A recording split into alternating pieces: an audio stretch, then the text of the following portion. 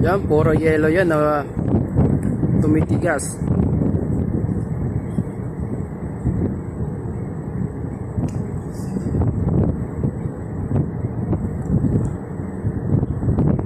Ang ganda rin ang tanawin dito sa Yakutat Bay.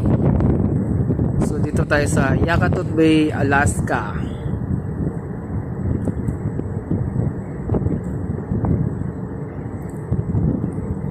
Yan, laki ng yelo. Galing yan dun sa nabubuong yelo, nabiyak na siya.